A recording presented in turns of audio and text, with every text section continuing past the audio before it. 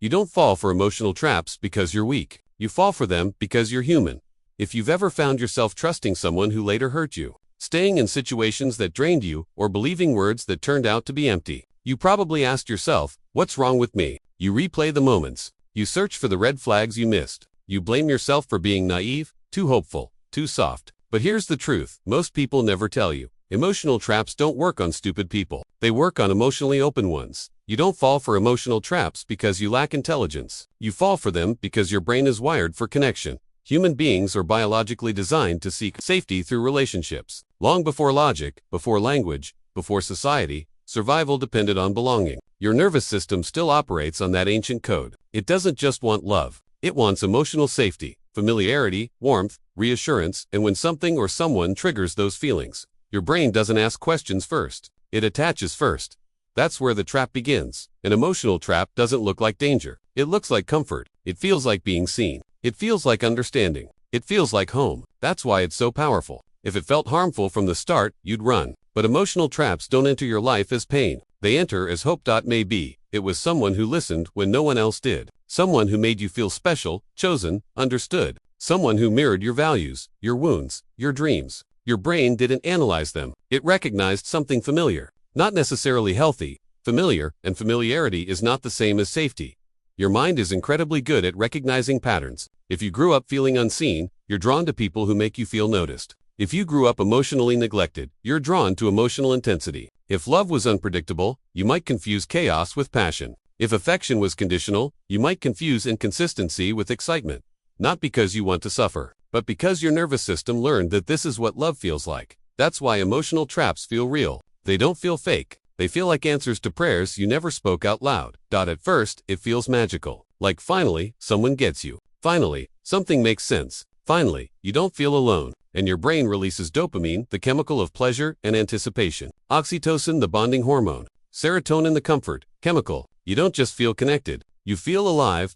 And then slowly, things shift. Maybe they pull away. Maybe they change. Maybe the warmth becomes confusion. Maybe the affection becomes conditional. Maybe the connection starts hurting more than it heals. But by then, you're already attached. And here's the cruel part. Once attachment forms, your brain doesn't let go easily. It clings, it hopes, it explains, it waits, it remembers the good moments and minimizes the bad ones. Not because you're lying to yourself, but because your brain is trying to protect the bond to your nervous system. Losing emotional attachment feels like danger, so you stay, you try harder, you give more, you blame yourself. You don't leave because your brain is still chasing the first version of them. The one who made you feel safe, the one who made you feel seen, the one who felt like home.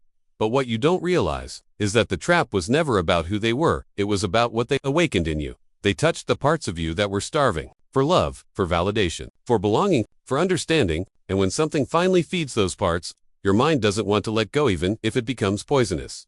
That's why emotional traps don't feel like manipulation. They feel like meaning. You don't just fall for people. You fall for feelings. You fall for possibilities. You fall for what could be.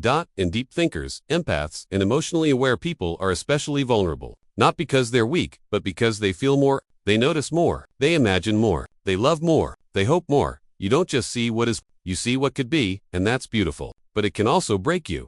Because emotional traps often use your best traits against you. Your empathy, your patience, your understanding, your ability to forgive, your tendency to see the good. You tell yourself they're just going through something. You tell yourself they didn't mean it. You tell yourself they'll change. You tell yourself love takes work. But there's a difference between effort and erosion. And emotional traps slowly erode you. You start doubting yourself. You start shrinking.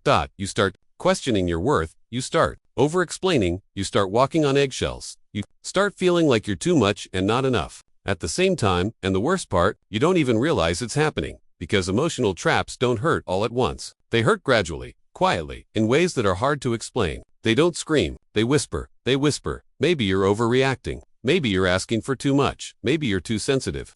Maybe you just need to try harder. And slowly, you lose yourself. Not because you're foolish, but because you're human. Your brain is not designed to detect emotional danger quickly. It's designed to maintain bonds, even unhealthy ones, especially familiar ones. That's why leaving an emotional trap feels harder than entering one.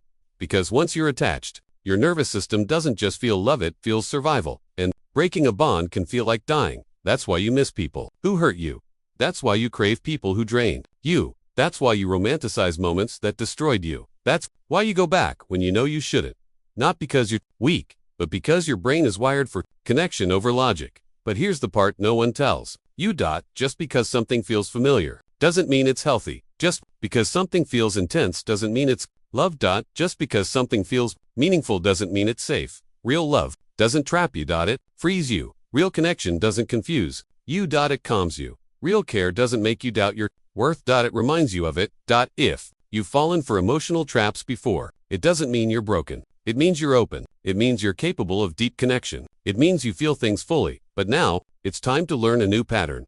One where love doesn't hurt. One where safety doesn't feel like anxiety. One where connection doesn't feel like survival. You don't need to become colder. You don't need to stop caring. You don't need to harden your heart. You need awareness, because once you understand how emotional traps work, they lose their power. You start noticing when something feels intense instead of safe. You start recognizing when attachment is replacing self-worth. You start choosing peace over chaos. You start listening to your body when your mind is confused. You start trusting discomfort instead of ignoring it. And slowly, something shifts. You stop chasing people who make you feel uncertain. You stop romanticizing what hurts. You stop calling suffering love. You stop mistaking anxiety for passion. You start choosing yourself, and that's when the real healing begins. Not when you find the right person, not when someone finally stays, not when someone finally understands you, but when you stop abandoning yourself for connection. So, if you've ever fallen for an emotional trap, I want you to hear this. You weren't stupid, you weren't naive. You weren't weak. You were searching for safety in a world that taught you love had to hurt, but love doesn't have to hurt, and you don't have to suffer to be chosen.